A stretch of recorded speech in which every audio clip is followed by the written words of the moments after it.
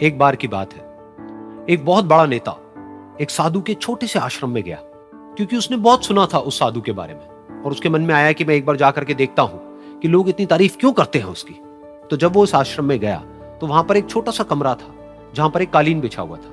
वहां पर कुछ लोग बैठे हुए थे नीचे और साधु जी सामने बैठे हुए थे। कुछ सवाल जवाब चल रहा था। तो जैसे ही वो अंदर गया, वो अकेला नहीं था, उसके साथ में 4 बॉडीगार्ड्स भी थे और उसको ये आदत थी कि जहां पर भी वो जाता था लोग अपनी जगह से खड़े हो जाते थे, उसकी तरफ देखते थे, हाथ जोड़ते थे, अपना सर झुकाते थे। लेकिन यहां पर ऐसा कुछ भी नहीं हुआ। साधु ने उसकी तरफ देखा तक नहीं, क्योंकि वो साधु किसी के सवाल का जवाब दे रहे थे। लेकिन नेता को इस बात पे गुस्सा आ गया। नेता को लगा कि ये मेरी बेइज्जती है। तो उस नेता ने साधु की बात को बीच में ही काटते हुए थोड़ा गुस्से से कहा, मैं आपसे कुछ कहना चाहता हूं। साधु ने उसकी तरफ देखा और बोले, आप थोड़ी देर रुकिए, पहले मैं इनके सवाल का जवाब दे लूं, उसके बाद में मैं आपसे बात करूंगा। तब तक अगर आप चाहें तो आप बैठ सकते हैं। बस साधु का इतना कहने की देर थी। नेता का चेहरा गुस्से से लाल हो गया और फिर उसने अपना सारा गुस्सा उस साधु के ऊपर निकाल दिया। अभी तक वो नेता बहुत ही तमीज से बात कर रहा था, यानी कि आप कह करके बात कर रहा था। अब वो तू तड़ाक पे उतर आया। नेता ने उस साधु को कहा, तुझे पता भी है मैं कौन हूं और तू किससे बात कर रहा है?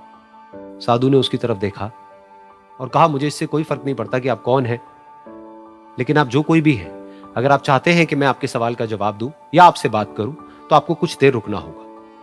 और साधु के ये कहते ही नेता गुस्से से पागल हो गया और वहीं सबके सामने चीखने चिल्लाने लग गया, अब मैं तुझे तेरी असली औकात दिखाऊंगा।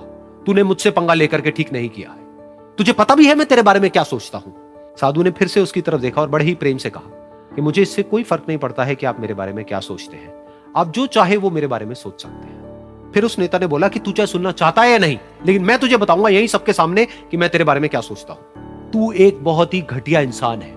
तू कोई साधु नहीं है, तू एक ढोंगी है, पाखंडी है और यहां पर जितने भी लोग बैठे हैं उन सबको बेवकूफ बना रहा है। तेरा बस एक ही मकसद है कि इन लोगों की जेब में जितना भी पैसा है वो सब तेरे पास में आ जाए। तू अपने फायदे के लिए इन लोगों का इस्तेमाल कर रहा है और अब मैं तुझे नहीं छोड़ने वाला। तेरा पर्दाफाश करके रहूंगा पूरी दुनिया के सामने।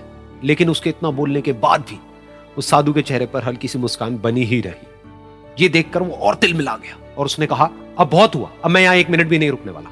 लेकिन अभी भी तेरे पास में मौका है। अगर मुझसे माफी मांगनी है या मुझसे कुछ कहना है तो कह सकता है।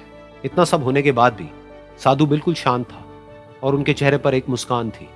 उन्होंने अपनी आंखें बंद कर ली। फिर साधु ने अपनी आंखें खोली, हाथ जोड़े और कहा कि मुझे आपसे कोई गिला शिकवा नहीं है। मेरे मन में आपके लिए कोई भी गलत ख्याल नहीं है। जो भी आपने मेरे बारे में कहा वो आपकी अपनी सोच थी। तो मुझे आप में कोई भी बुराई नजर नहीं आती है। मुझे आप एक बहुत ही भले इंसान लगते हैं। और साधु के इतना कहते ही नेताजी का दिमाग 7वें आसमान पर पहुंच गया।